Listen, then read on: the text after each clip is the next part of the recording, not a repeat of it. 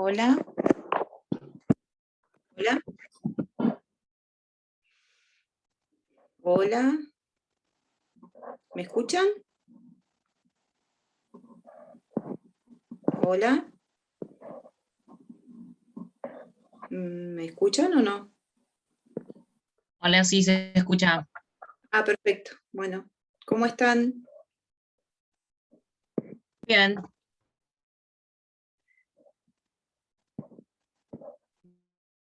Yo los estoy viendo, hay poquititos todavía. Re poquititos hay.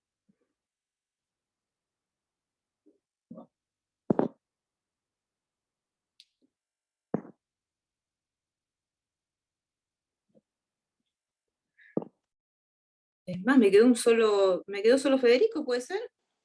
¿Qué pasó con nosotros? ¿No hay nadie más, Fede? Me parece que no hay nadie más. Ah, nos quedamos Igual, solos. sí, Algo pasó, ¿no? deben estar por entrar, porque el horario en realidad es -4. Ah, bueno, no, porque a mí no sé por qué tenía una alarma que era y media, pero bueno, está bien, está bien. Tranquilo.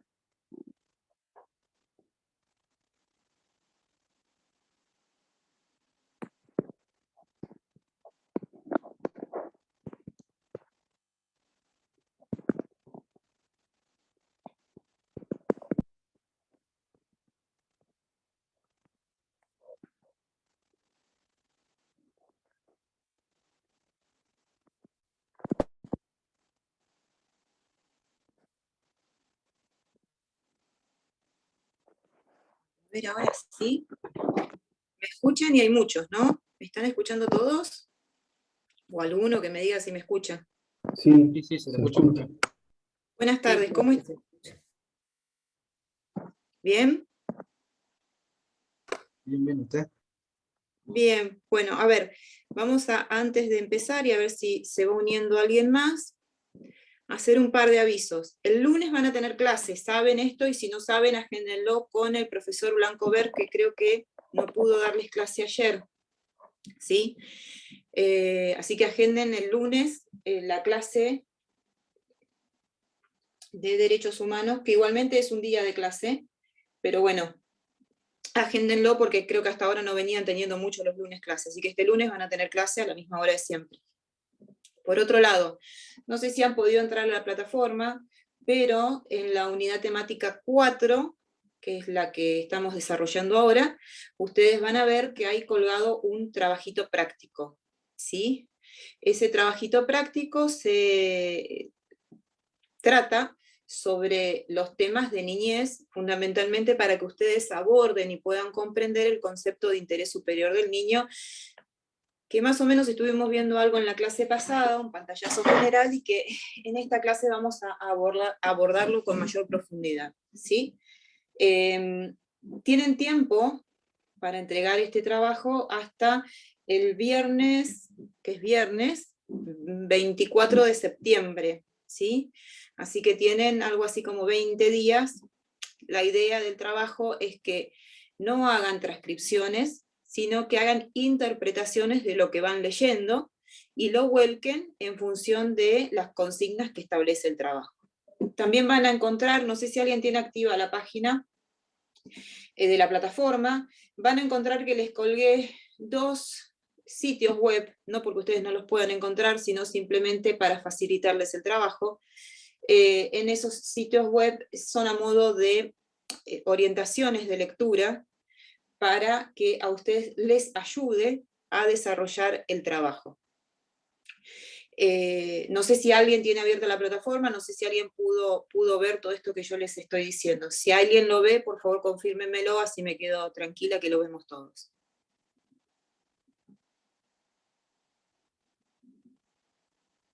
Uy, nadie habla. Sí, yo ya encontré el trabajo práctico. ¿Dónde es que están los links de las páginas que dijo? ¿Dentro del trabajo o dónde? No, abajo no, en 2 soportes bibliográficos que están en la misma unidad temática 4, que tienen que aparecer contiguos al trabajo, no en el trabajo propiamente dicho, sino que aparte, como material bibliográfico. Espero que les aparezcan. Si no, Sí, aparece, son dos. dos sitios web, ¿sí? Sí, Bueno, aparecen los dos ahí. perfecto. Y además el tema de la clase que van a tener el lunes. ¿Sí? Bueno, dicho esto, que me quedo tranquila que ya alguno lo tiene visualizado, consecuentemente todos, términos más o menos, lo van a poder ver, les quiero decir que el trabajo, al menos este, ¿no? Porque este cuatrimestre está un poco dividido en una forma un tanto extraña, de acuerdo al cronograma. No sé si ya les han advertido a ustedes, pero las unidades temáticas que van a ingresar para el primer parcial incluyen la unidad temática 6, que normalmente nosotros la volcamos en la segunda parte, pero como hay una división bastante complicada del cronograma en relación a las fechas de examen que nos han habilitado, en esta primera parte, que va a ser la más larga, también vamos a incluir la unidad temática 6. Consecuentemente, la van a abordar conmigo y vamos a tener clase de acá a todos los viernes hasta el viernes 24.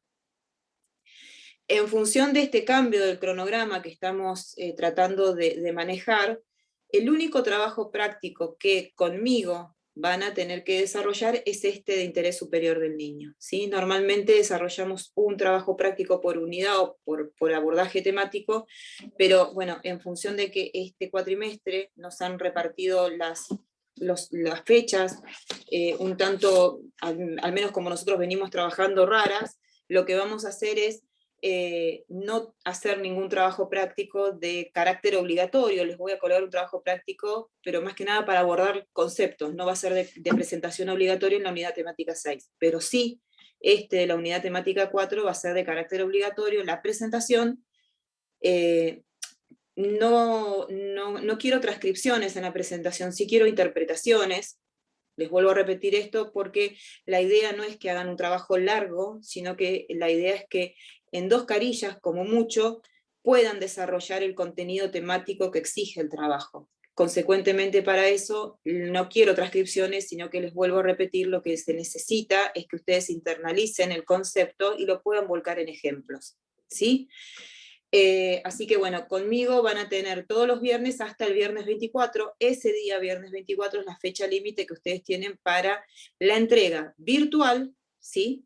A través de la plataforma, en la unidad temática 4 de este trabajo que está colgado a partir de hoy, ¿sí? Bueno, vamos a comenzar a abordar los temas que nos involucran, que nos convocan hoy. Para eso vamos a recordar un poquitito, yo creo que de esto se van a acordar todos, que la clase pasada terminé yo diciendo que si no cuidábamos a la infancia nos íbamos a extinguir como los dinosaurios, ¿no? Creo que esto más o menos se acuerdan todos. Entonces, y yo les decía esta metáfora, que tiene un viso de realidad, en función de los artículos que habíamos empezado a ver de la Convención sobre los Derechos del Niño. Bueno, en el día de hoy vamos a intentar un abordaje de todos los artículos de la Convención de los Derechos del Niño, que es de lectura obligatoria, ¿sí? Y de comprensión obligatoria, al menos en los artículos que vamos a desarrollar en la clase. Y luego de terminar este abordaje, lo que vamos a intentar ver son las 2 opiniones consultivas que figuran en la unidad temática, que son la opinión consultiva 17 y la opinión consultiva 24, ambas obviamente de la Corte Interamericana de Derechos Humanos. Este es el plan de trabajo que tenemos para hoy, ¿sí? Yo les pido, como veo que hay gente que se sigue uniendo, que si ustedes tienen algún tipo de chat, de WhatsApp conjunto o algo por el estilo, más allá de que está en la plataforma, cuelguen esto de que el lunes hay clases, ¿sí? Porque la idea es que nadie se pierda las clases, fundamentalmente porque los temas los vamos diagramando en las clases a los efectos de después abordar en la temática del examen, ¿sí? Bueno, hecho este paréntesis, vamos a comenzar. Habíamos visto esto de que el artículo 4 de la Convención de los Derechos del Niño establecía la necesidad de que los estados, dentro de sus presupuestos, destinen la mayor cantidad de sus recursos a los efectos de garantizar los derechos de los niños, ¿no? Y nos pusimos a pensar un poco por qué era esto. Y ahí es cuando comenzó esto, que yo terminé la clase diciéndoles que si nosotros no cuidábamos a la infancia nos íbamos a extinguir, tal como sucedió con la especie de los dinosaurios. Bueno, para que ustedes sigan abordando y para que sigamos haciendo un estudio completo de la Convención sobre los Derechos del Niño, vamos a ver que en el artículo siguiente, que es el artículo 5, se habla de una pauta que es muy importante a los efectos del ejercicio de los derechos de los niños, que se relaciona con la pauta de la evolución progresiva, ¿sí? No hay forma de que, por ejemplo, puedan desarrollar absolutamente en forma práctica los niños todos los derechos si no va de la mano de esta pauta del desarrollo progresivo, porque fácil es entender que en la primera infancia fundamentalmente hay algunas cuestiones que efectivamente los niños no pueden realizar por sí solos. Consecuentemente, esta pauta del desarrollo progresivo es de extrema importancia a los efectos de poder entender el ejercicio de los derechos que se diagraman en la Convención de los Derechos del Niño. Y dicho esto, quiero que ustedes comprendan una pauta estructural de la Convención de los Derechos del Niño, porque ustedes van a ver que ahí en el artículo 5 se habla de esta cuestión de que las familias son de algún modo las que tienen que ir respetando, ir diagramando esta posibilidad e implementando esta posibilidad de que los niños puedan ejercer sus derechos en función de sus facultades y de la evolución de sus facultades. Pero ustedes también van a ver ahí que se habla del Estado. Y algo que yo quiero que tengan presente cuando se habla de la garantía de los derechos de los niños es que los responsables de esta garantía, tal como lo diseña, como está pensada la Convención de los Derechos del Niño y por tanto en nuestro Estado, son tripartitos, es la familia, es la sociedad y es el Estado, ¿sí? ¿Quiénes deben garantizar los derechos de los niños? Los derechos de los niños tienen que ser garantizados por la familia, por la sociedad y por el Estado. Esta pauta de garantía de los derechos del niño, ustedes van a ver cómo se va desarrollando a lo largo de toda la Convención de los Derechos del Niño. Consecuentemente, es muy importante que ustedes la tengan presente. Y un atisbo de esto que yo les estoy comentando aparece precisamente en este artículo 5. Cuando ustedes advierten que esta cuestión del ejercicio de los derechos de los niños en función de su desarrollo progresivo debe estar garantizado por la sociedad, por la familia y por el Estado, que tiene que intervenir a los efectos de que los niños puedan desarrollar sus derechos y ir ejerciendo sus derechos de una manera adecuada a la edad que están transitando y a la evolución que van teniendo, ¿sí? Y un poco esto que hablábamos el otro día, que yo en la primera clase, que fue así como muy introductoria y que intenté que ustedes se lleven algunos conceptos, más que nada para que se posicionen y vean de qué se está hablando cuando se habla de los derechos de los niños, este tema de que quién define, que lo vimos en el interés superior del niño, quién define el contenido de los derechos de los niños. Yo dije que hubo algún compañero de ustedes, uno solo me acuerdo, que dijo los propios niños. Los propios niños efectivamente tienen que intervenir. Y esa intervención y esa definición está dada precisamente con la interpretación del artículo 5, ¿sí? Con la interpretación de este artículo. Los niños deben definir, tienen derecho a definir sus propios derechos. Consecuentemente lo van a hacer en función del desarrollo progresivo, no tiene que ser una definición de derechos enmarcada desde un mundo adultocéntrico, ¿sí? Desde el mundo adulto solamente. ¿Bien? Bueno.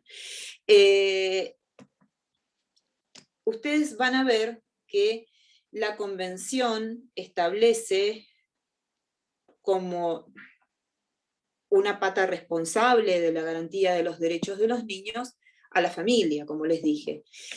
Esta cuestión de la familia está además pautada como garantía para los niños, porque ustedes saben que el ser humano necesita una familia para desarrollarse y para cuidar, para los cuidados necesarios. Somos una de las especies que más cuidados necesitamos, incluso hasta el mundo adulto, para poder insertarnos y poder ejercer nuestra vida y nuestros derechos y ser fuertes, ¿sí? Ustedes saben que hay especies dentro de la naturaleza que ni bien nacen ya saben caminar y tienen algún grado de autonomía y de propios mecanismos de defensa, cosa que no sucede con los seres humanos. Entonces, en función de eso, es importante el desarrollo que trae el artículo 9 de la Convención de los Derechos del Niño, cuando establece como un derecho de la infancia, un derecho propio de la infancia, la cuestión atinente a desarrollarse en un seno familiar, entendiendo el concepto de familia desde un concepto ampliado, por supuesto, ¿no? No desde un concepto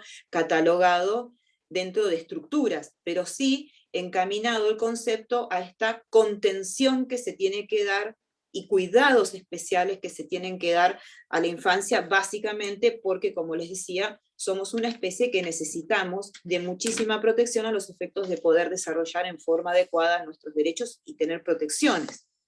Ustedes van a ver que este artículo 9 establece uno de los derechos que es a veces un poco complicado cuando se estudia o cuando se analiza esta primera parte que yo les comentaba en la evolución histórica de los derechos de los niños, que es los niños en situación irregular. ¿Se acuerdan este concepto que yo les hablé de los niños en situación irregular?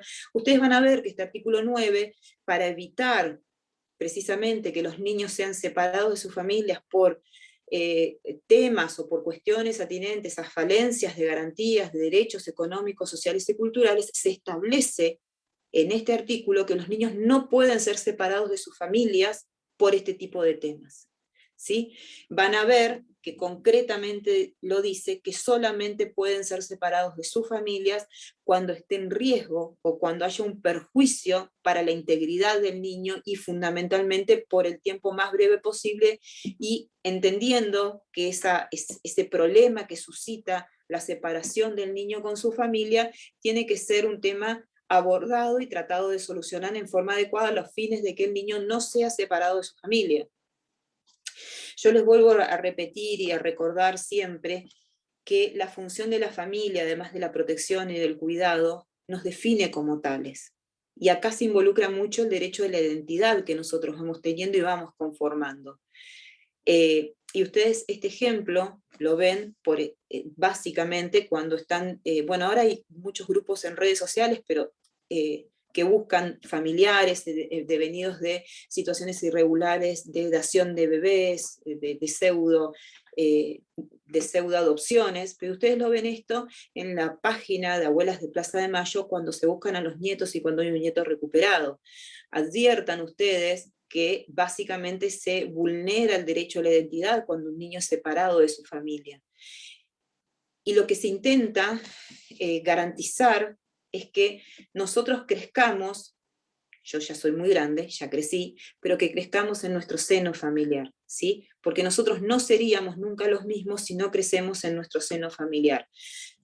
Eso hace al derecho a la identidad, además de otros derechos que se garantizan con la específica protección que trae el artículo 9 de que los niños no puedan ser separados de su familia, y concretamente los dice no por cuestiones de índole económicas, sociales y culturales.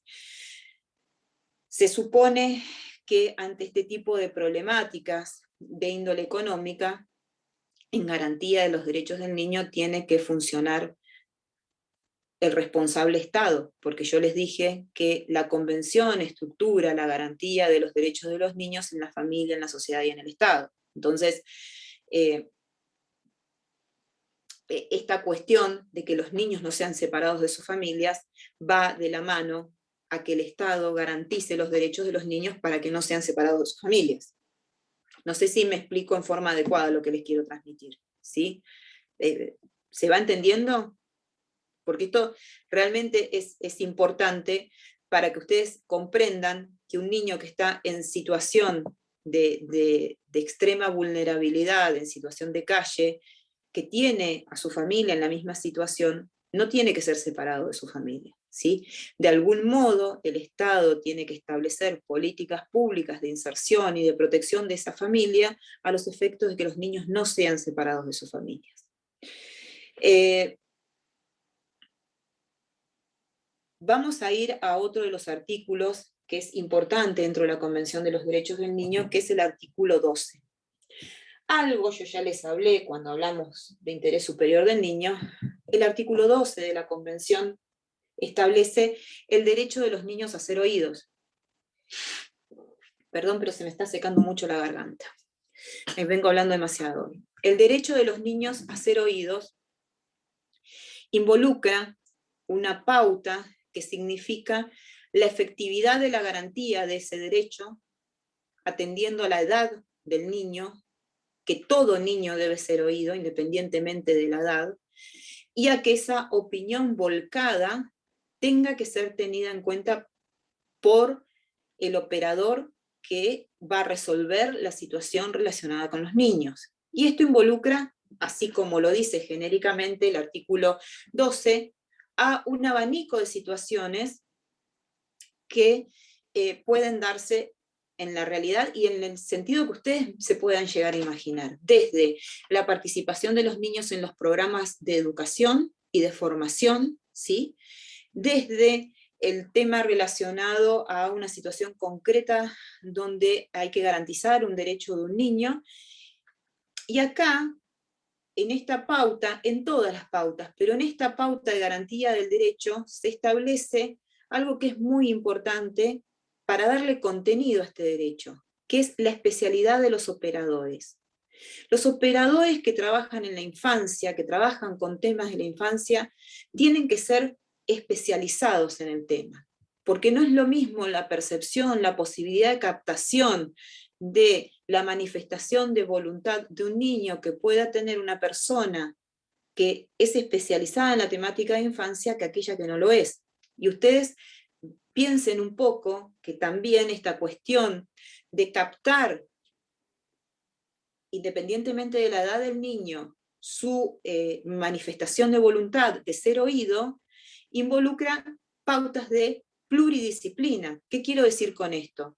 Quiero decir que no solamente está involucrado el ámbito del derecho, sino que están involucrados otros ámbitos que por ahí incluso en las primeras infancias son más receptivos a poder captar el modo adecuado y a poder diagramar el modo adecuado, cuáles son las formas para que un niño pueda expresarse y su voluntad pueda ser tenida en cuenta.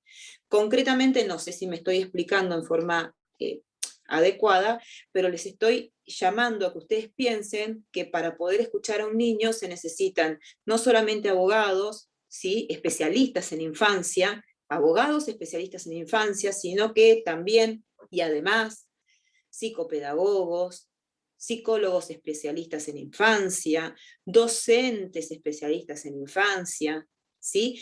Todas disciplinas o interdisciplinas que pluralmente y en forma conjunta deben trabajar a los efectos de poder dar una adecuada garantía a la infancia y a este derecho, ¿sí?, a que el niño sea oído y que su voluntad sea explicitada y tenida en cuenta al momento de resolver todos los temas que se relacionen con la infancia. Y esta cuestión, les vuelvo a repetir porque esto sí que es importante, involucra estas dos aristas, de la especialidad de todos los operadores y de que estos operadores trabajen en multidisciplina, ¿sí? O sea, convoca efectivamente a que nosotros como abogados abramos nuestro espectro de percepción y demos paso a otras disciplinas que como herramientas de captación y de puesta en el campo de acción, a nosotros nos pueden dar las herramientas para entender cuál es la voluntad del niño y que ese niño pueda ser adecuadamente oído a los efectos de garantizar el contenido del derecho que se establece en el artículo 12. ¿Sí? ¿Vamos hasta acá? ¿Vamos bien? ¿Se va entendiendo? Bueno. En concordancia con el artículo 12, ustedes van a ver el 13, el 14 de la libertad de expresión, ¿sí? La idea mía en esta clase no es desarrollarles toda la convención, es ir haciendo un relevo de aquellos artículos que son más importantes, que establecen conceptos, pero obviamente que ustedes tienen que hacer un abordaje y una lectura de todos los artículos de la convención, ¿sí? No porque yo cite el 12 y no cite el 13, ustedes van a dejar de leer el 13. Me voy explicando, ¿no? Bien. ¿Por qué? Porque el contenido de la convención así simplemente les es muy explícito a ustedes a los efectos de tener lo que necesitan como abordaje de los temas del programa. Entonces, por eso me detengo a que ustedes comprendan y desarrollen adecuadamente los derechos. Pero ustedes sí, por favor, aborden todos los artículos, y obviamente si hay algún artículo que en este momento no los estamos desarrollando, no los estamos tratando, yo no se los estoy explicando, ustedes me dicen, tengo duda con tal cosa, si es que alguno ya lo leyó, me lo va planteando, y lo vamos desarrollando y lo vamos explicando. ¿Vamos? ¿Sí? Bueno, después la convención empieza a tratar algunas cuestiones que se relacionan con derechos específicos de la infancia. Ustedes van a ver como muy importante, y que efectivamente es un capítulo importante en la infancia, el derecho a la educación.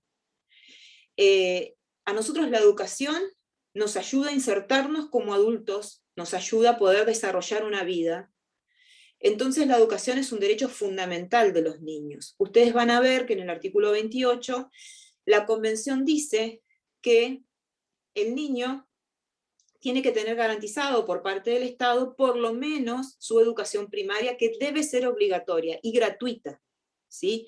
O sea, la Convención establece un mínimo de contenidos de derecho a la educación que debe estar efectivamente y en forma gratuita garantizada por el Estado. Luego comienza a hablar de los otros niveles de educación.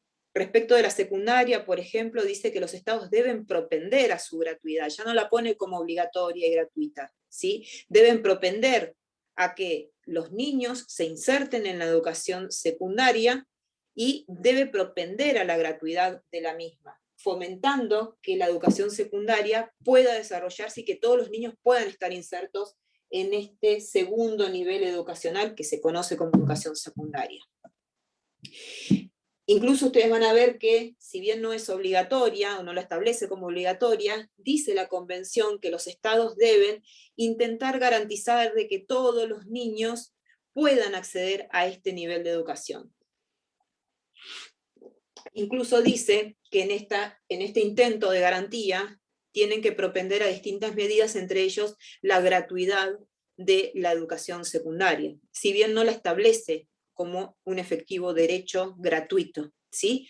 Sí habla de la educación en términos generales, sí establece que es obligatoria y gratuita la educación primaria, y respecto de los otros niveles de educación, va dando pautas a los efectos de que se puedan garantizar los otros niveles de educación, y es diciendo, bueno, a ver, si bien no tiene que ser obligatoria, y no tiene que ser gratuita, una de las pautas a los efectos de que puedan insertarse los niños en la educación secundaria es que todos tengan garantizada la gratuidad de esta educación. Y después ustedes van a ver que se establecen criterios que son, de carácter general y que lo van a ver repetido en otros artículos también. ¿A qué debe propender esta educación? Esta educación va a propender precisamente a que la educación tenga que ser en valores, tenga que ser en respeto a la humanidad, tenga que ser en respeto a la diversidad. Por eso ustedes van a ver que generalmente habla de esta cuestión del respeto de la dignidad humana. Los contenidos educacionales tienen que propender al respeto de la dignidad humana. Y esto desde la primera infancia, ¿sí? Y si esto lo involucramos con el derecho del niño a ser oído en todas las instancias, también nos tiene que llamar a cuento a que en los programas educacionales tienen que intervenir los niños en forma directa, a los efectos de no definir los contenidos, pero sí de propender a determinados contenidos propios del interés de la infancia, ¿sí?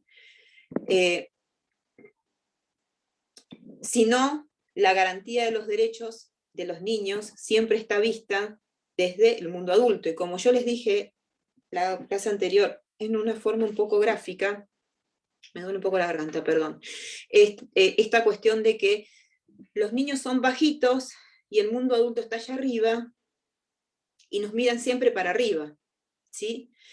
Y esa definición del mirar siempre para arriba parece una suerte de no igualdad, de no garantía de derecho a la igualdad, de no garantía de participación, de no garantía del niño ser oído, ¿sí? Entonces, la definición y el contenido de los derechos de los niños debe ser dada también por los niños. Tienen que participar en sus derechos, tienen que participar en el contenido de sus derechos. Ustedes van a ver que esta cuestión que yo les decía, relacionada con la educación, la van a encontrar desarrollada en el artículo 29. Estas pautas generales de que la educación debe estar fomentada a que los niños puedan ser adultos, que se inserten en el mundo, adultos que puedan desarrollar una vida en forma autónoma, adultos que puedan propender al desarrollo de la humanidad, ¿sí? A no extinguirnos como dinosaurios. Por eso es importante la educación, ¿sí? Lo llamo un poco a ver si se me ríen, porque si no parece que estoy hablando con la nada misma. Pero bueno, es eso, ¿sí? Es que ustedes adviertan el artículo 28 marca el derecho a la educación, marca las características del derecho a la educación, y el artículo 29 va definiendo los contenidos que tiene que tener este derecho a la educación. Ustedes van a ver ahí como un rasgo importante que el artículo 29 dice que los niños deben lograr con la educación el máximo de aptitud del desarrollo de sus derechos, ¿sí? ¿Por qué? Porque en el mundo adulto tienen que ser, cuando sean adultos, personas autónomas, personas que puedan insertarse en forma autónoma, desarrollarse. Entonces, a fin de que eso pueda efectivamente suceder, y que la humanidad siga desarrollándose y sigamos avanzando como tal, se necesita efectivamente que este derecho esté adecuadamente garantizado. Creo que no hay necesidad de que en esta clase hablemos de la importancia que tiene el derecho a la educación para todos, porque precisamente ustedes están en un ámbito educativo y están intentando desarrollarse, ¿no? Entonces, releven ustedes que si ustedes no hubiesen tenido contenidos de educación primaria, no podrían estar acá. Entonces, adviertan la importancia que tiene que todos los estados garanticen a todos los niños el acceso a la educación. Yo entiendo que si ustedes están en este nivel educacional es porque están intentando desarrollarse, ya muchos son adultos, pero para poder insertarse de cara a un mejor futuro en la sociedad con mayor autonomía y mayor profesionalidad, también a fin de poder generar avances en la sociedad y en la humanidad. Entonces esto se fomenta en el ser humano a través de la educación. Entonces, les vuelvo a repetir, para no extinguirnos como dinosaurios, necesitamos que todos los niños puedan insertarse en la sociedad, y para eso necesitamos que todos los niños tengan acceso a la educación y a estas pautas educacionales, ¿sí? Ahí van a ver nuevamente esta cuestión de que la educación debe propender, además, a el respeto de los derechos humanos y a la dignidad, a la diversidad, a la comprensión de la diversidad, a la tolerancia, ¿sí? A generar una sociedad más sana, más convivencialmente sana. Yo creo que igualmente nuestra evolución social, de algún modo, con algunos altibajos, pero va encaminada al respeto a la diversidad y al respeto a los derechos humanos y al respeto al otro. Entonces, esto también tiene que estar enmarcado en el derecho a la educación. Nuestra educación debe propender al respeto de estos valores. Bueno, ustedes van a ver también que hay otros artículos que se establecen como derechos específicos de la infancia. Les voy a citar, por citarle alguno, el artículo 31, que habla del derecho al juego y al esparcimiento.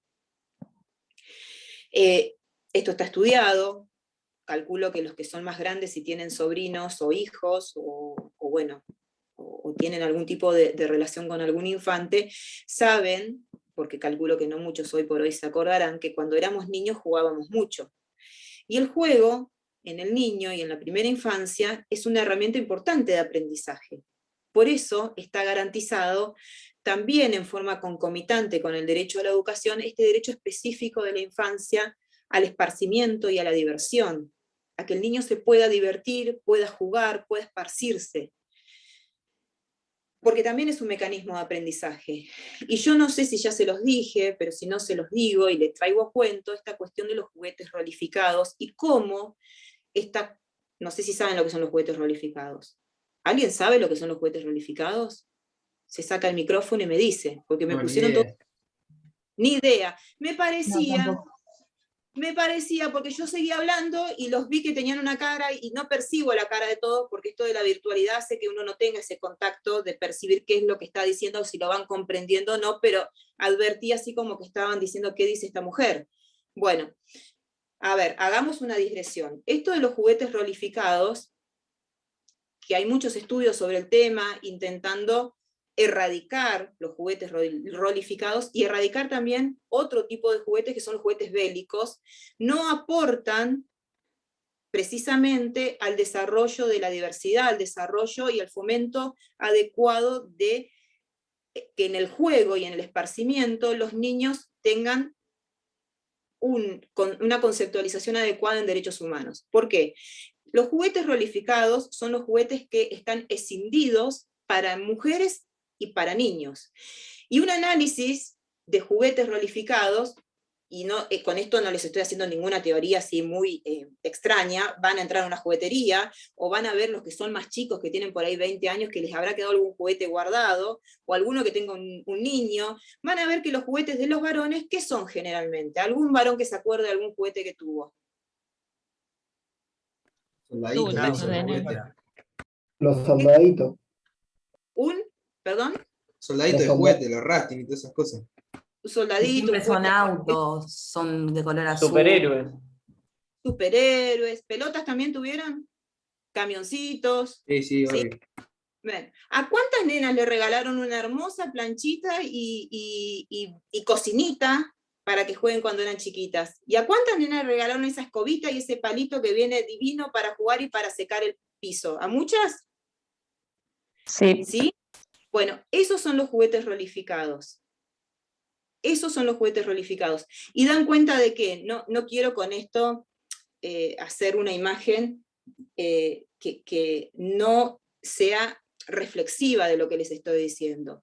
Esto apunta a que en general, cuando se habla de juguete rolificado, los juguetes que propenden a los varones o que son destinados al mundo masculino, son juguetes que se relacionan con el afuera, con el contacto con el mundo exterior. Una pelota implica ir a jugar con otro, sociabilización, un auto implica más o menos lo mismo, implica salir a la carretera, implica manejar, implica inserción en el mundo productivo, y los juguetes de mujeres son destinados al mundo doméstico, a esta cuestión relacionada con quedarse en la casa, haciendo exclusivamente tareas domésticas, relegada a cuestiones que no se involucran hace poco- en lo social. Sí, profe, que- uy, No, ¿quién me habla? Sí, me interesa. se me está cortando un poco igual. Acá. Sí, Es que decime. me hizo acordar que hace poquito hubo una especie de debate crítica que a mí me llamó bastante la atención que sucediera, porque no solía ver que se hable del tema, que en Carrefour había habido una publicidad sobre el Día del Niño, no recuerdo realmente la letra que era, pero sé que la C era como si fuese C de campeón y C de cocinera, era para las niñas. Fue muy interesante que la gente saltó enseguida, Bueno. cosa que no hubiese sucedido quizás en otro momento. Yo quise la pista de lavadero de autos toda la vida, no me la compraron, ni me animé a pedirla porque era una cosa de, no era para vos, era para los nenes. Y es terrible eso, sí. Bueno, esos son los juguetes rolificados. A ver, igualmente el ejemplo de Carrefour, los publicistas de Carrefour fueron unos genios, porque en realidad lo hicieron para instalar ese debate y hacer la crítica a Carrefour, pero en ese Sí, momento... se sabía que estaba instalado el tema ya en la sociedad y que iban a hablar de eso. Carrefour, juguetes baratos para el Día del Niño, y todos fuimos a comprar juguetes a Carrefour. O sea, por ese lado venía, no porque no supieran que la C de campeón y la C de cocinera atentan contra los elementales derechos de una infancia que propenda a la conceptualización de los derechos humanos y de la dignidad humana, ¿sí? Precisamente lo hicieron como estrategia publicitaria. Pero bueno, no sé si le salió bien o no, porque las críticas fueron muy, muy duras. Y que nosotros tengamos una sociedad que pueda hacer esas críticas duras implica que tenemos incorporados conceptos de derechos humanos, y eso es bueno. Y estos son los juguetes rolificados. Y quiero llegar a esto para hacer un cierre de los juguetes rolificados. La importancia que tiene, o la pauta de perjudicialidad que tiene en la infancia, es que desde la primera infancia, este trabajo de juguetes rolificados, y que a una nena se le regalen juguetes para estar adentro de la casa, y que a un varón se le regalen juguetes para ser campeón, superhéroe, estar en el mundo adulto, implican que, no necesariamente, pero sí implican que al menos no se está haciendo un adecuado desarrollo de los derechos de género, que los niños desde la primera infancia advierten de que la mujer está dentro de la casa cocinando y planchando y que yo me voy a jugar a la pelota afuera.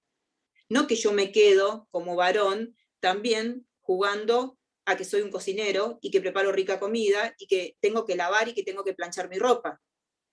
Esto implica, y este es de algún modo, momento crítico de la infancia y de los juguetes rolificados.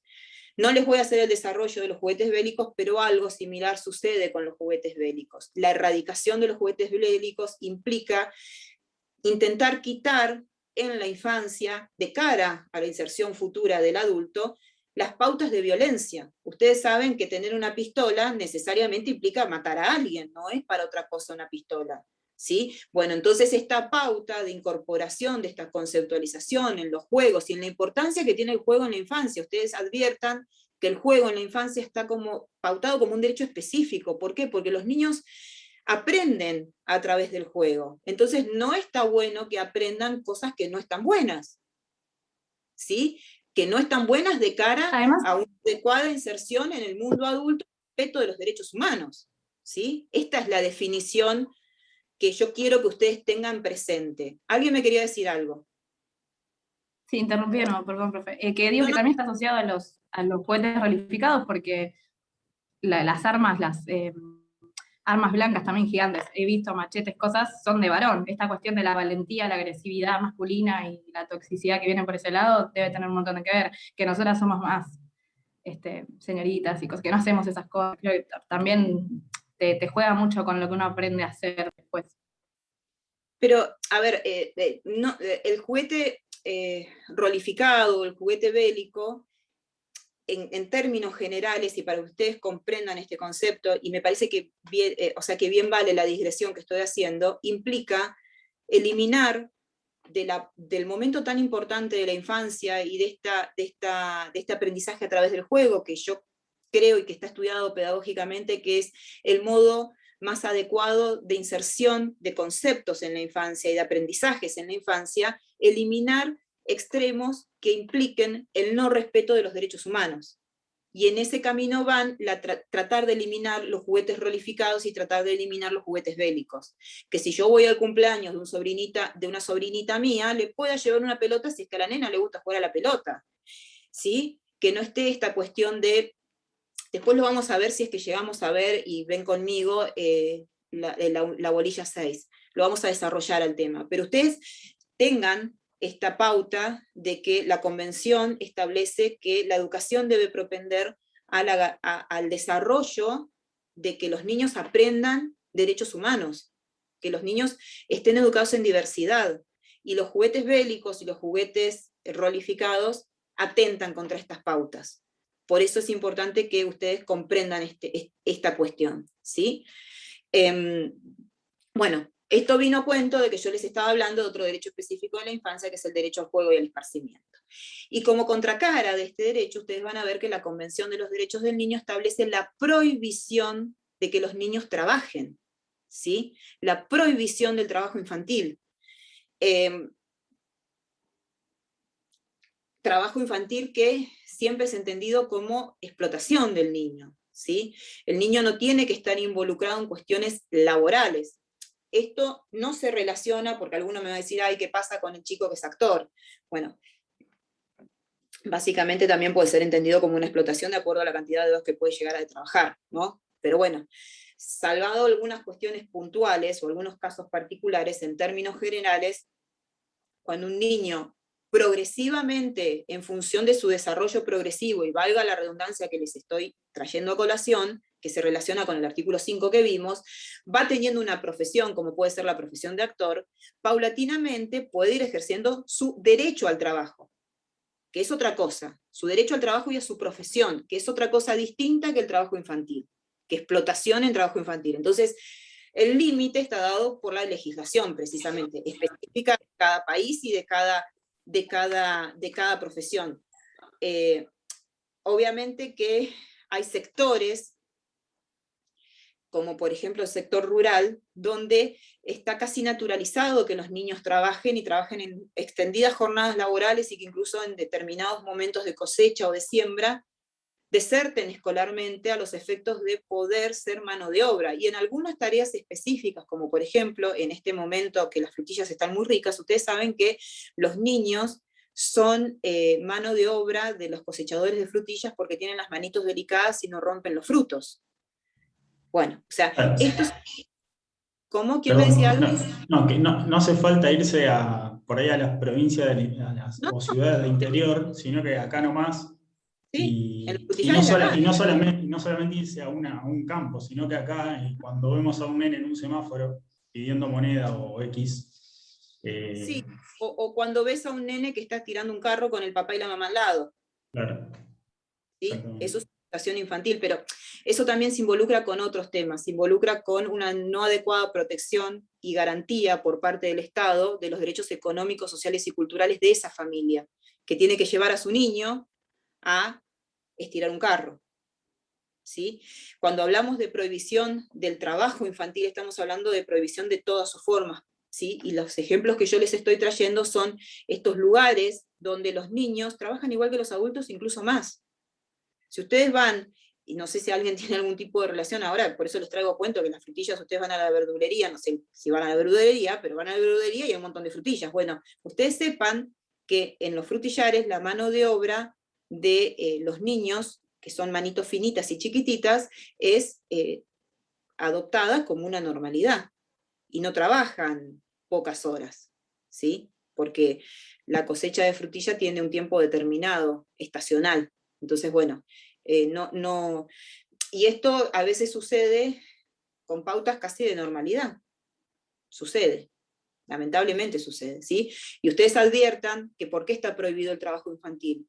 Está prohibido el trabajo infantil porque el niño que desarrolla jornadas laborales es un niño que no está inserto en la educación, por tanto no tiene garantizado su derecho a la educación, no tiene derecho a esparcimiento y juego, ¿sí? No tiene posibilidad del ejercicio adecuado de sus derechos, tal como marca la Convención de los Derechos del Niño. Seguramente tampoco es un niño que fue oído diciendo, che, no quiero ir a trabajar. ¿Bien? Y también debe ser un niño que debe tener además vulnerados otros derechos de índole económico, sociales y culturales. Entonces, bueno, por eso viene a cuento este artículo que establece la prohibición de los niños de trabajar. Bueno, a ver qué hora es. Tenemos tiempo. Van a ver también que, un poco al contrario de lo que por ahí se pueden ver en los medios de comunicación, específicamente se establece en la Convención de los Derechos del Niño la prohibición de la relación de los niños con la droga y la drogadependencia bajo todas sus formas, ¿sí? O sea, no utilizarlos para el comercio, no utilizarlos como en contacto con ningún tipo de estupefacientes. Van a ver que establece la prohibición de la drogadependencia en función de la niñez, pero también que no sean explotados ni manipulados por el mundo adulto en un contexto de drogadependencia.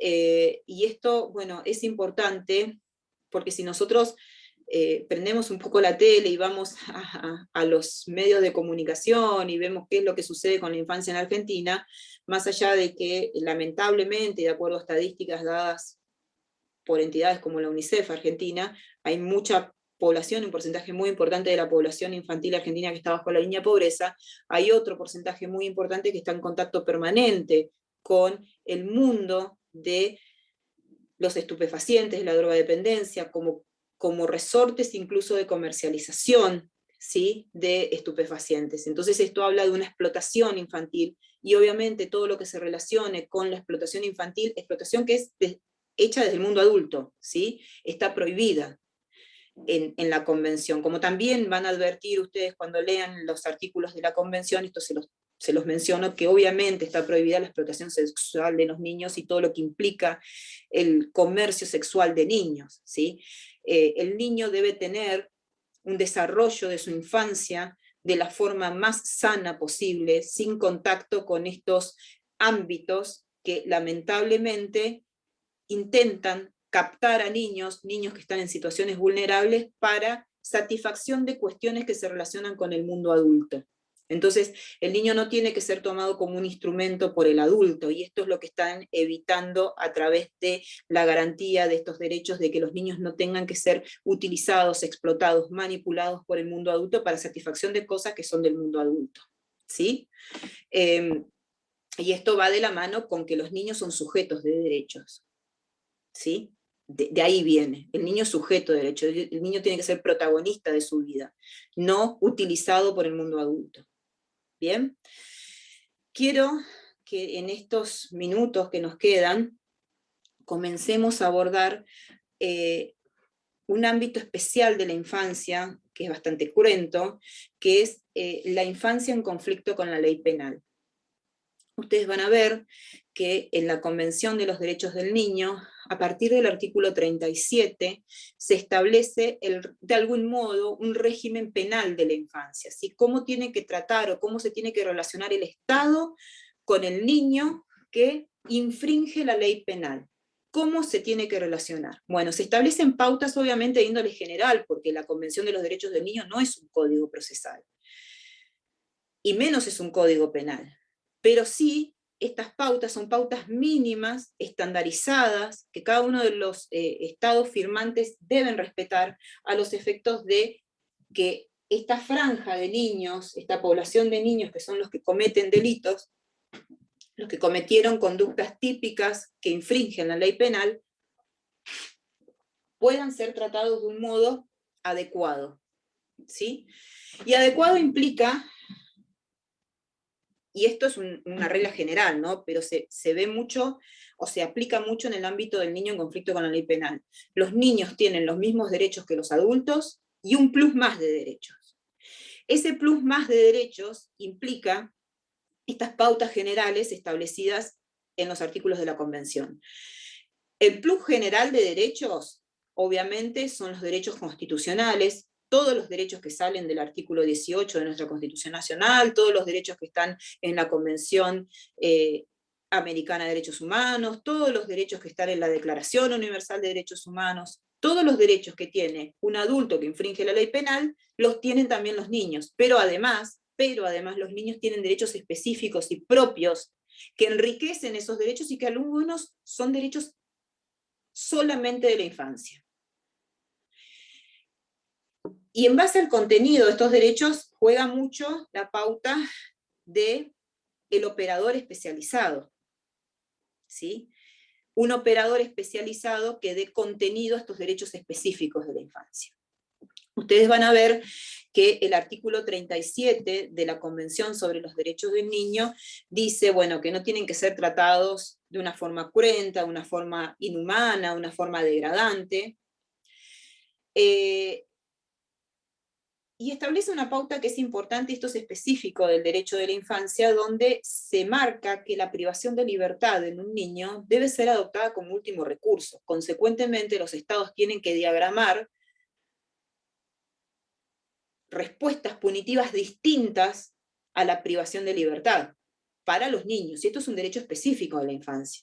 Estas respuestas punitivas deben ser distintas, no tienen que ser privación de libertad, y la privación de libertad solamente se puede adoptar como una respuesta punitiva en casos graves y por el mínimo tiempo que se pueda disponer la privación de libertad, ¿sí? O sea, no tiene que ser la regla la privación de libertad, pero no les estoy hablando, no sé si alguno vio algo de derecho constitucional, o si está viendo derecho constitucional procesal, ¿no? O si están viendo la parte general de penal general, que algunas garantías de derechos se estudian, pero no les estoy hablando de respuestas tutelares, ¿sí? Respuestas que intenten prisión preventiva, lo que se conoce como prisión preventiva. ¿Saben qué es prisión preventiva ustedes?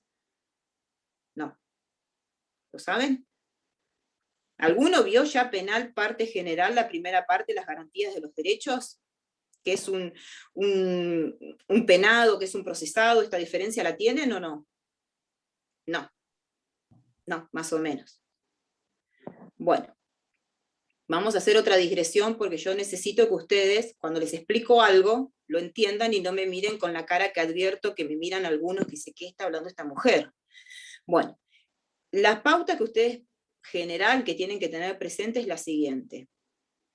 Cuando una persona infringe la ley penal y ese caso llega a la jurisdicción, ¿sí? O sea, es advertido por las agencias estatales, y por tanto hay una causa, hay un tiempo de tramitación de esa causa, hasta que se llegue a una sentencia definitiva pasada en autoridad de cosas juzgadas. Una vez que se pasa una sentencia definitiva que ya es cosa juzgada, o sea que no tiene posibilidad de ningún recurso, recién ahí se puede hablar de que una persona es penada. Todo el tiempo antes es una persona procesada. La persona procesada puede estar sujeta a determinadas restricciones de derechos, entre ellas la prisión preventiva, que es la restricción máxima de derechos, y no tiene en este punto mayor solidez la prisión o la restricción de libertad que la posibilidad que tiene esa persona de algún modo, obstruir el accionar de la justicia. ¿Qué quiere decir esto? Que se fugue, que involucre, que trate de presionar a los testigos y que no se llegue a la verdad material de lo que sucedió, que trate de destruir las pruebas que se produjeron. Bueno, todas estas cuestiones hacen a peligrosidades procesales. En función de estas peligrosidades procesales se dicta la prisión preventiva. La prisión preventiva obviamente es una medida que restringe la libertad. Hasta acá llegamos. Cuando la sentencia, si es que a esa persona le dictan sentencia, esa sentencia queda firme, pasa en autoridad de cosas juzgadas, esa persona pasa a ser penada y a partir de ese momento empieza a cumplir pena, la pena privativa de libertad, entre otras penas más que hay en el artículo 5 del Código Penal, pero acá estamos hablando de la pena privativa de libertad. A partir de ese momento es penado. Bueno, ¿qué dice la Convención de los Derechos del Niño respecto de los niños? Dice que la respuesta punitiva, o sea, la pena, ¿sí? La pena, la respuesta punitiva del Estado para los niños debe ser adoptada con otras respuestas, ¿sí? No con la prisión preventiva como única medida, con otras respuestas. O sea, tiene que haber otro tipo de respuestas cuando un niño comete un delito, no solamente la pena privativa de libertad. Y la pena privativa de libertad debe estar solamente destinada para delitos graves involucran generalmente delitos que atentan contra la vida. Ese es el concepto de delitos graves dentro de la Convención de los Derechos del Niño, perdón. Y delitos, y además por el mínimo tiempo. O sea, ustedes creo que más o menos saben que uno de los delitos más graves dentro del Código Penal, bueno, no es el más grave, pero uno de los delitos que llevan penas graves son los delitos contra la vida, los homicidios agravados, ¿sí? 79 y 80 del Código Penal. Los agravados llevan a la prisión perpetua, el delito de homicidios de 8 a 25 años. Bueno, de acuerdo a la interpretación que se establece por la Convención de los Derechos del Niño, si un niño comete un homicidio, no puede estar 25 años preso. Y si comete un homicidio agravado, no puede ser pasible de una pena perpetua. Y esto se los estoy diciendo porque la clase que viene, porque ya hoy no vamos a llegar, vamos a ver el fallo Mendoza, donde la Argentina fue condenada por la Corte Interamericana de Derechos Humanos por aplicar penas perpetuas a menores de edad. ¿Sí? Precisamente porque la Argentina firma la Convención de los Derechos del Niño, donde la Convención de los Derechos del Niño dice que la respuesta punitiva para los niños, como derecho específico de la infancia, no debe ser siempre y únicamente la pena privativa de libertad, y en caso de que sea la pena privativa de libertad debe estar destinada a delitos graves, y además por el mínimo tiempo posible. Y ahí después cuando veamos este fallo, que es el fallo Mendoza, ustedes van a ver y vamos a desarrollar por qué la Convención entiende, la Corte, perdón, entiende, aplicando la Convención de los Derechos del Niño, que esta pauta no se tiene que dar. ¿Sí? O sea, no se pueden aplicar penas perpetuas a niños por más de que hayan cometido, obviamente, delitos del artículo 80 del Código Penal. ¿Sí? Bien. Además, otro de los derechos específicos que se establece en materia de infancia es que un niño privado de libertad no puede estar compartiendo el mismo espacio en cumplimiento de esta privación de libertad con un adulto, ¿sí? Tienen que haber lugares específicos destinados a la detención, la privación de libertad de niños. Otra de las pautas que se establece es que cuando un niño es privado de libertad, necesariamente y concomitantemente debe ser sujeto a el derecho a la educación, ¿sí? Todas estas son pautas que se establecen en el artículo 37 y 40, fundamentalmente, de la Convención sobre los Derechos del Niño. Van a ver también que el artículo 40 trae algo que por ahí les puede llamar a decir, ¿qué quiere decir esto? Bueno, dice que cuando un niño comete un delito, pueden haber mecanismos que impliquen que la respuesta no sea necesariamente punitiva y que el caso sea diversificado, o sea, que haya respuestas que no ingresen dentro de la órbita del derecho penal, ni siquiera como otro tipo de medidas. Para que veamos un poco esto. En la República Argentina existe la ley 22.278, que yo ya la clase pasada les dije, que es una ley que es un decreto ley, que es una ley que es violatoria de todas las pautas que ustedes van a ver enmarcadas en el artículo 37 y 40 de la Convención de los Derechos del Niño. Esa ley se llama Régimen Penal de la Infancia. Creo que les dije también que la Argentina fue observada por el Comité de los Derechos del Niño en reiteradas ocasiones a los efectos de que adecúe su legislación interna a las pautas de la Convención. Y por si no les dije, también la Corte Interamericana de Derechos Humanos en el fallo Mendoza convoca a la República Argentina a que adecúe su legislación interna, o sea, que la ley 22.278 sea erradicada, eliminada, derogada, y que haga una legislación que sea acorde a la Convención de los Derechos del Niño, de las pautas que allí se establecen. Dicho esto, ustedes sepan que dentro del régimen penal de la infancia en la República Argentina, la única respuesta que existe punitiva es la privación de libertad para los niños. Si bien atemperada, si bien con algunas particularidades que las vamos a ver, bueno, sí llegamos a ver. Sí, ¿quién me habla? Yo tengo una duda, o sea, cuando habla de niños, habla de todos, o sea, desde ponele, si tiene 13 años también, porque está lo de entre los 16 y los 18 años, que ahí sí son condenados, y de menores de 16 son inimputables para el Código Penal. O sea, habla de entre los 16 y 18 también, No, según la Convención. La que establece esa pauta que trae a colación, Donna te llamás, ¿no? No, Dana.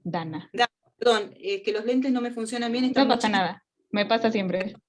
Dana. Bueno, la pauta que trae Dana precisamente está enmarcada en la ley 22.278 y en el Código Penal. Ustedes saben que el Código Penal se aplica para los mayores de edad, 18 para arriba. El régimen penal de la minoría en la República Argentina está establecido para los niños entre los 16 y los 18 años.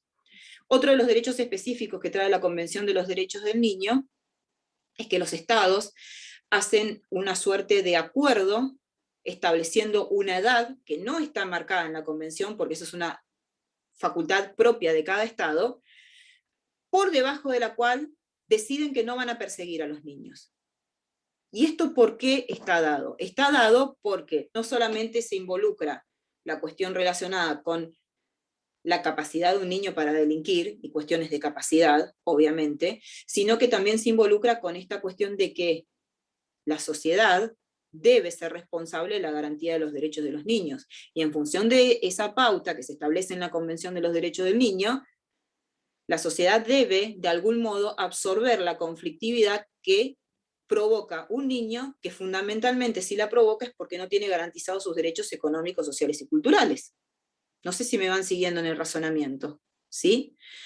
Entonces, por esas razones y por esta corresponsabilidad de la familia, de la sociedad y del Estado que se establece en la Convención de los Derechos del Niño, los estados marcan una edad por debajo de la cual no van a perseguir a los niños penalmente, aunque cometan los delitos más graves.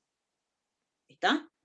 O sea, un chico de 15 años que en la República Argentina comete un homicidio no puede ser penado. ¿Por qué? Porque la ley penal de la minoridad, tal como se denomina la 22.278, establece que la pauta de punibilidad en la Argentina está enmarcada entre los 16 y los 18 años de edad. A partir de los 18 ya caen en el Código Penal, pero entre los 16 y los 18 años de edad está enmarcada la punibilidad de la responsabilidad penal juvenil en la República Argentina. Por debajo de los 16 años, siguiendo la pauta que establece la Convención de los Derechos del Niño, que los estados tienen que marcar una ley por debajo de la cual no van a perseguir a los niños, en la República Argentina está marcada en los 16 años. Yo creo que la clase pasada algo les dije en relación a estas discusiones que espasmódicamente se generan en los ámbitos particularmente de los medios masivos de comunicación cuando hay algún delito cometido por menores, que establece esto de la baja de la edad de punibilidad, que en realidad hablan ellos de imputabilidad, ¿sí? Pero es de punibilidad. Y en realidad, si nosotros nos ponemos a pensar en esta corresponsabilidad de la familia, de la sociedad, del Estado, y en esta cuestión de la garantía máxima de los derechos de los niños por el derecho, por la interpretación del interés superior del niño, tendríamos que pensar que no se puede bajar en la Argentina la edad de punibilidad, ¿sí? Porque si bajamos la edad de punibilidad, de algún modo estamos trayendo más niños para el ámbito penal, y el ámbito penal no es el ámbito más adecuado para el desarrollo de los derechos de los niños. Entonces, es una discusión que en general está abierta y que en la República Argentina, como no está adecuada la legislación a las pautas que enmarca la Convención, en general siempre se propende a que cuando se intenta modificar la ley 22.278 y establecer un régimen adecuado, se hable o se ponga en el tapete esta cuestión relacionada con la baja de la edad de punibilidad.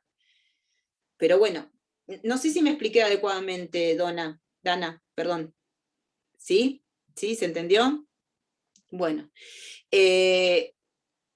Esta cuestión que trajo a colación la compañera de ustedes también se relaciona con derecho específico de la infancia. O sea, esta cuestión que involucra que los estados marquen una edad por debajo de la cual no van a perseguir a los niños, que cometen delitos, ¿sí? Porque estamos hablando de niños que cometen delitos. Y ahí a Francisco Figueroa mucho esto no le está gustando porque pone una cara como diciendo, ¿qué me está diciendo? Un chico que comete un homicidio de 15 años no va a ir a la cárcel. Y no va a ir a la cárcel. No tiene que ir a la cárcel, ¿sí? Bueno, esto puede llamar a mucha discusión y si estuviésemos en modo presencial me imagino que alguno saltaría y me diría alguna cosa que seguramente enriquecería el debate. Que la virtualidad eso lo limita. Pero ustedes piensen que un niño, y esto se los repito para que ustedes lo tengan presente, tendría que estar en algún ámbito de adecuada protección y de cuidado. Y un niño que anda con un revólver, o con algún arma, o de alguna forma violenta, matando a una persona en un contexto delictual, en principio no tiene adecuadamente garantizados sus derechos. Y esos derechos van de la mano con los derechos que se establecen en la Convención, con los derechos económicos, sociales y culturales. Y en ese punto, la familia, la sociedad y el Estado son responsables. Entonces, esta cuestión de la marca, por debajo de la cual no se va a perseguir a un niño, además de garantizar derechos de la infancia, va a cuento de que la sociedad también debe absorber esta conflictividad que se genera en función de que no se ejerce en modo adecuado la corresponsabilidad que marca la Convención de los Derechos del Niño. No sé si conceptualmente logro explicarme en forma adecuada para que se comprenda lo que estoy diciendo, ¿sí?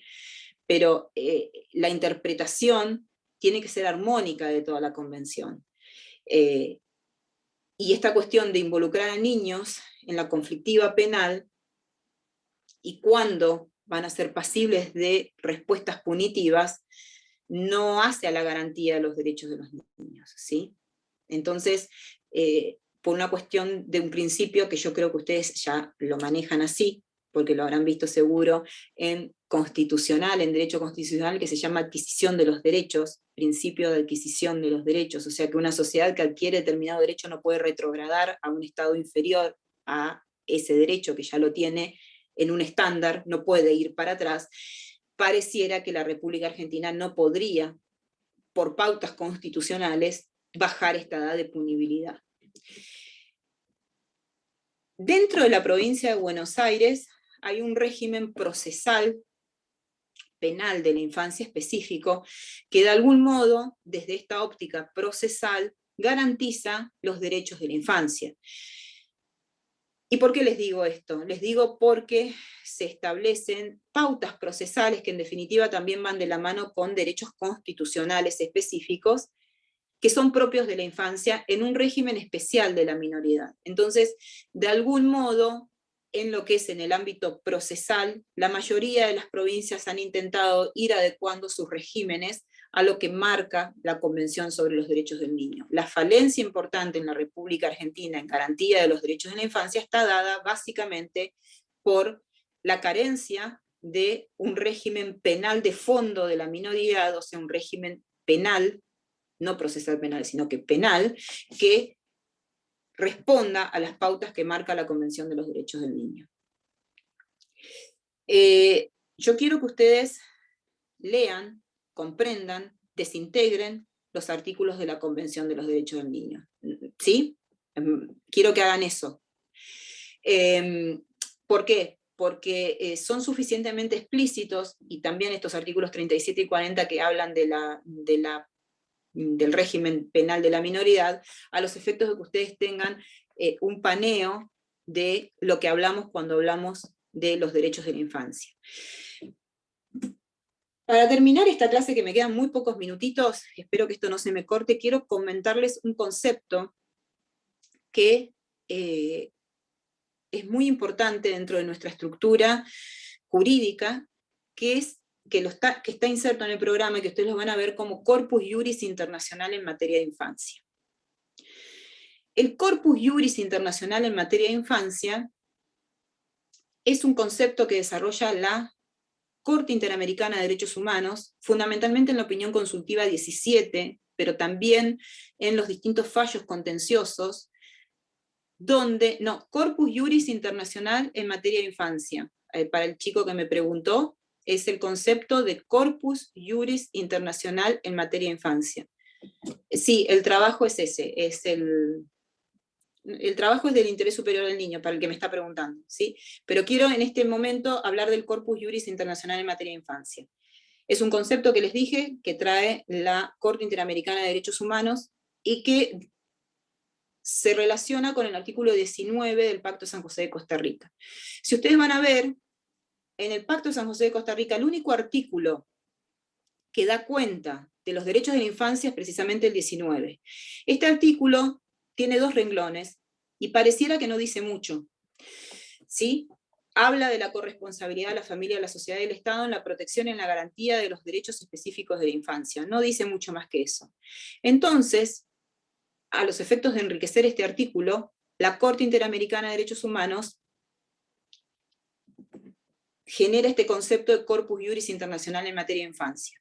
Y este concepto implica que ese artículo 19 del Pacto de San José de Costa Rica está enriquecido, y por tanto es de aplicación efectiva en América, y por tanto es de conocimiento en cuanto a esa efectividad por parte de la Corte Interamericana de Derechos Humanos, y eso es lo importante, de todo el contenido de la Convención sobre los Derechos del Niño. O sea, es como que ustedes piensen que ese artículo 19 de la Convención Interamericana de Derechos Humanos del Pacto de San José de Costa Rica tiene inserto todos los artículos de la Convención de los Derechos del Niño, y además los otros instrumentos que se relacionan con la Convención de los Derechos del Niño, las pautas interpretativas que emite el Comité de los Derechos del Niño, que es el comité que crea la Convención de los Derechos del Niño en la segunda parte, respecto del contenido de los derechos de la infancia, ¿sí? Entonces, el concepto de Corpus Juris Internacional en materia de infancia es un concepto que es desarrollado por la Corte Interamericana de Derechos Humanos, que enriquece el contenido del artículo 19 del Pacto de San José de Costa Rica, y que el Pacto de San José de Costa Rica, que es la Convención Americana de Derechos Humanos, y que básicamente lo que establece es que ese artículo 19 está conformado, además, debe ser interpretado en el contexto de la Convención de los Derechos del Niño, lo que implica que todos estos artículos que nosotros estuvimos viendo, que desarrolla la Convención de los Derechos del Niño sobre derechos específicos y derechos de la infancia, están insertos en la interpretación de ese artículo 19, y por tanto, los estados firmantes de la Convención Americana de Derechos Humanos pueden ser responsabilizados por incumplimiento de esos derechos, o sea, de los derechos de la Convención de los Derechos del Niño, ante la Corte Interamericana de Derechos Humanos. Y esto es importante porque, como ustedes saben, la Convención de los Derechos del Niño no está dictada en el ámbito de la Organización de Estados Americanos, sino que la Convención de los Derechos del Niño está dictada en el ámbito mundial, en el ámbito de la ONU. Pero la Corte Interamericana trae este instrumento para enriquecer el artículo 19 de la Convención de los Derechos del Niño. Perdón, de la Convención Interamericana de Derechos Humanos. Tengo un mensaje que me está diciendo que se está terminando esto. Bueno, no sé si este concepto de Corpus Juris Internacional en materia de infancia lo lograron comprender en forma adecuada. No sé si me expliqué en forma adecuada. ¿Se entendió lo que quiere decir? Sí, se entendió, profe. ¿Sí? Bueno, porque ustedes lo van a ver desarrollado fundamentalmente en la opinión consultiva 17, que es de lectura obligatoria también, y que me encantaría haberla desarrollado hoy, pero que no llegué.